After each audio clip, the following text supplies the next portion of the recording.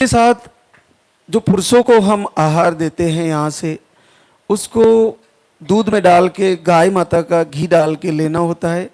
अगर आपको शुगर है तो घी की मात्रा कम डालें, लेकिन अगर आपको आराम से आधे चम्मच से शुरू करें और थोड़ा थोड़ा करके 1 चम्मच तक रोज सुबह लेना होता है, या आपको शाम को भी दिया गया है तो शाम को भी लें। आपको शुद्ध गाय का घी मिलना बड़ा कठिन है, लेकिन गौशाला से कहीं अवेलेबल हो जाए तो बहुत बेस्ट है। अगर कहीं घी नहीं मिल पा रहा आपको और आपको शुगर नहीं है, तो आप उस दवा को, उस आहार को शहद में 2 चम्मच शहद में मिक्स करके आप खा सकते हो, और फिर आप थोड़ी देर बाद पानी पी सकते हो। अगर आपको दूध नहीं मिल रहा है तो दूध भैंस का भी ले सकते हैं, लेकिन थैली का दूध, पैकेजिंग का, उसका कोई ऐसा कार्य नहीं है जो हमारे लिए लाभकारी है, तो ये आपको करना है, ये आप ध्यान रखें। आपको बहुत सारी बहनें कुछ दिन जल्दी उठती है, फिर वापस देरी से उठने लगती है। कुछ बहनें हिम्मत जुटाती है, 4:30 से 5 बजे के आसपास उठना शुरू किया, 5, 7, 10 दिन, 15 दिन किया, फिर सोचती है कुछ नहीं होने वाला, मैं तो फिर से सोने लगती हूँ। क्या हो जाएगा? जीवन आधा तो वैसे ही सोने में ही जाता है मनुष्य का। हमारा जीवन आधी आयु ही है, आधी तो हमारी सोने में जाती है। अगर निश्चित 7-8 घंटे, 6 घंटे ये नींद काफ़ी है। अगर शांति से नींद मिल जाए तो 5 से 6 घंटे, 7 घंटे की नींद खूब है। उसके बाद अगर हम सो रहे हैं तो एक्स्ट्रा सो रहे हैं। और जो जीवन में कुछ करने को आए हैं, किसी को सेवा करने को लिए आए हैं, किसी पद पर हम कार्यरत हैं, या कुछ नहीं है, तो मातृशक्ति अपने पति की सेवा करते हुए, अपने माता पिता ससुर की सेवा करते हुए, अपने बच्चों की सेवा करते हुए, अपने परिवार की सेवा करते हुए अगर आप जल्दी उठोगी तो आप ये सबसे ज़्यादा कर पाओगी, और लाल दागी सरकार की आराधना, आरती, पूजा भी अच्छे से कर पाओगी। इसलिए जल्दी उठने का नियम बना ले, चाहे कुछ भी कंडीशन हो, आपको देरी से नहीं जगना है। 5 बजे तो उठ ही जाना है, किसी भी कंडीशन में जग जाना है, ये आप ध्यान रखें। एक आदत सी बना ले, जीवन में एक दिनचर्या ऐसी बना ले कि मैं देर रात तक ना जगूंगी और देर सवेर तक नहीं सोऊंगी। समय से सोना और समय से जग जाना। इसका सीधा कारण समझ लीजिए।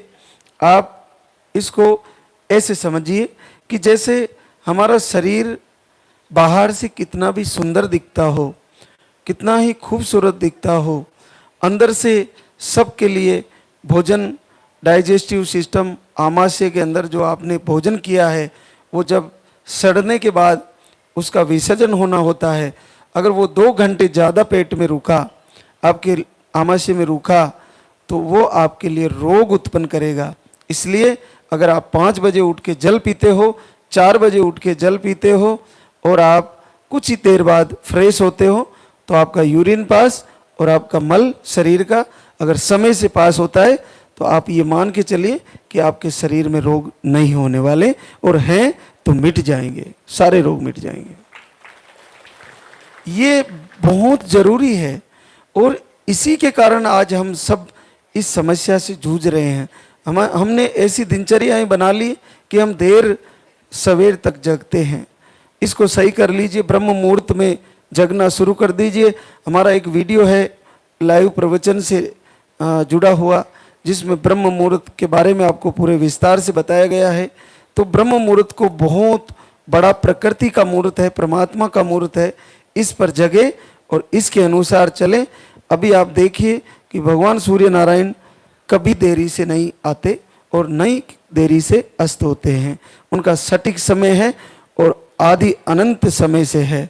तो आप भी अपना जीवन, अपनी दिनचर्या सही करें, समय से सेटअप करें, आपके सारे रोग मिटने लगेंगे।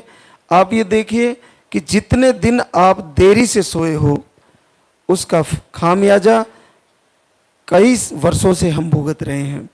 तो वक्त क्यों लग जा रहा है? इसलिए लग जा रहा है कि अब हमें जल्दी उठना है, और धीरे धीरे वो शरीर में जो विकृतियां पैदा हुई देरी से उठने की और लेट सोने की, वो सारी विकृतियां दूर होने लगेगी।